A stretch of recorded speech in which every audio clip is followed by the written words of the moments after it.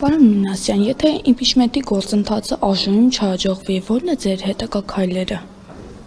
Նախ տեսեք, տարբերակ ենք իրարից, հայտարարությունը իմպիչմենտի գործընթացի մասին չէ, ոչ էլ իմպիչմենտի դրա մասին նաև Հայկ Մամեջանյանը ասեց, սա մի հայտարարություն է, որով արձանագրվում է կառավարության ձախողումները, ազգային ճգնաժամի առկայությունը եւ նաեւ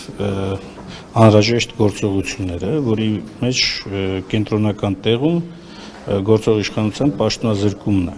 Նիկոլ Փաշինյանի գլխավորությամբ։ Եվ հետաբար այդ տեսակետից այս փաստաթուղթը իրավաքաղաքական հիմնավորվածության առումով մենք մեր խմբակցությունը ամբողջությամբ կիսել է, ընդունում է եւ այլն։ Ինչ վերաբերում է անվստահության հայտնելու գործընթացին, դուք հիշում եք, որ տևական ժամանակ մեր գործընկերները հրապարակային հայտարարում էին, որ կա անհրաժեշտ աշխատանք է տարվել եւ կան նաեւ ԿՊԵ-ականներ, որոնք կմիանան եւ անհրաժեշտ է, որպեսզի խորհրդարանական դիմությունը միասնական հանդես գա։ Մենք 3 ամիս առաջ էլ էինք ասել, հիմա էլ ենք ասում, որ այդ ստորագրությունները կային եւ լսումների ժամանակ նաեւ փոխանցվեց պատիվունեմին, ավելին հիմա պատիվունեմը նաեւ միասնական մի նոր ստորագրությունների թուղթ է բերել, որտեղ տեղափոխում են մեր ստորագրությունները նաև այս փաստաթղթի վրա, այս փաթեթի վրա, այսպես ասած, եւ ակնկալում ենք, որ մեր գործընկերները հնարավորինս շուտ այդ գործընթացի մեկնարկ կտան։ Բայց այնուամենայնիվ, եթե զուտ նայենք սահմանադրության մակարդակով, անվստահության հայտնելու գործընթացը միակ ճանապարհը չէ։ Կան բազմաթիվ ճանապարհներ, որոնք այս տարիների ընթացքում անկեղծ ասած մեր կողմից փորձարվել են։ Այդ թվում նաև բոլոր այն շարժումների ժամանակ, դիմադրության շարժում, սրբազան շարժում 2023 թվականի սեպտեմբերյան, սեպտեմբեր 19-ի ադրբեջանական հարձակման ժամանակ ձևավորված պահանջներին համապատասխան 24 թվականին արդեն այստեղ, երբ որ հանդես էին գալիս ուղերձի տեսքով եւ հրավիրել էինք արտահերտնիստ ու ԿՊ-ն փաստորեն հրաժարվեց, տապալեց այդ նիստը իր մեծամասնության պատճառով եւ այլն։ Մինչդեռ կան նաեւ հանրային ճնշման միջոցով այլ կառույցներին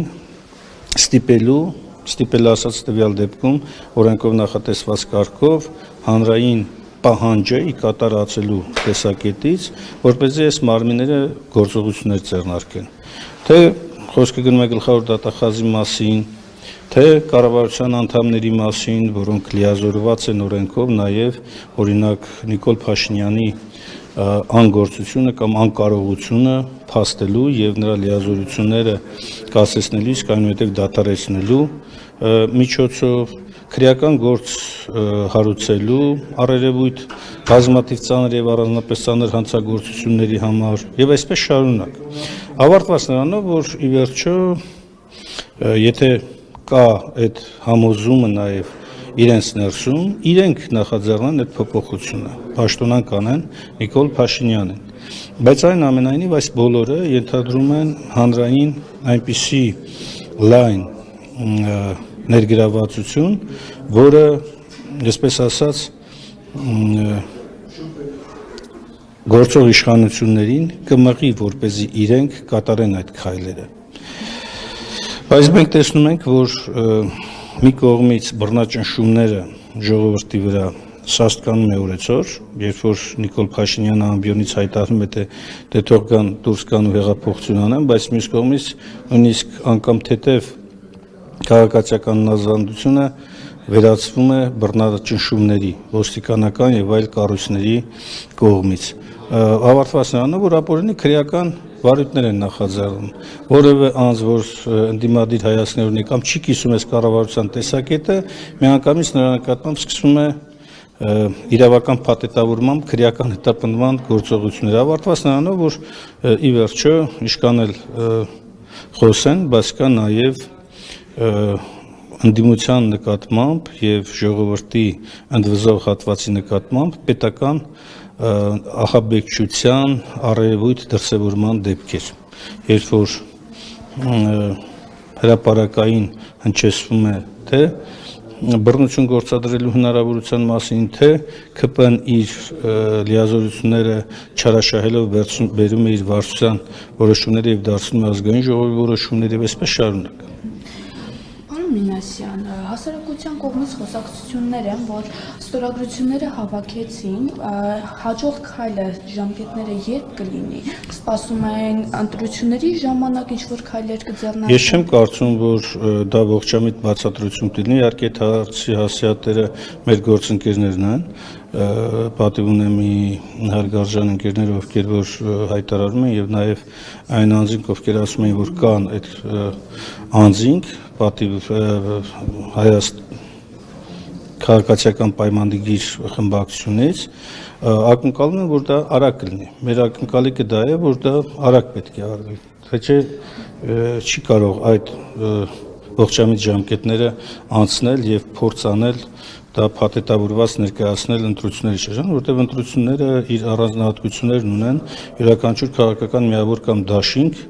ինքն է իր արդեն վարչապետի տեխնացիով հանդես գալու եւ այստեղ մտածել, որ այս նույն ձևաչափ պիտի աշխատին դե առնվազն քաղաքական տեսակետից ոչ ճիշտ լուծում է, չասեմ սխալ։ Իսկ քաղաքական ճնշումները, հանրահավաքներ եւ այլն, դա երբ կլինի, երբ կիրագործվի։ Ամեն պահել դա հնարավոր է, այնպես չի, որ դա չի նախատեսում կամ չի մտածում այդ մասին։ Խոսքը այլ բանի մասին է, որ որքանով են այդ հանրահավաքները բերում լուծման։ Եթե այո, իսկապես այնպիսի իրավիճակ առաջանա, որ հանրության 100,000-ավոր մարդիկ դուրս կան փողոց եւ պահանջեն, այո, դա կլինի այն ահռելի գործողությունը, որը որ այլևս չի կարող այս իշխանությունը որևէ ձևով նույնիսկ բռնաճնշումների միջոցով կասեցնել։ Բայց հիմա տեսեք, այս մարդկանց իշխանությունների բառախաղը եւ հնարքն ինչու՞մ է։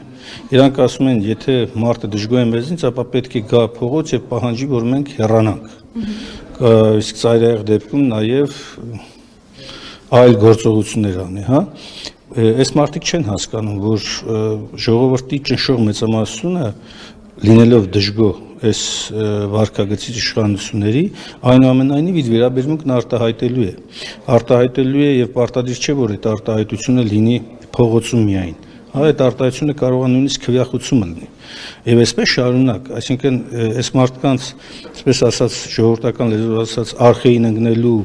կամ ժողովրդի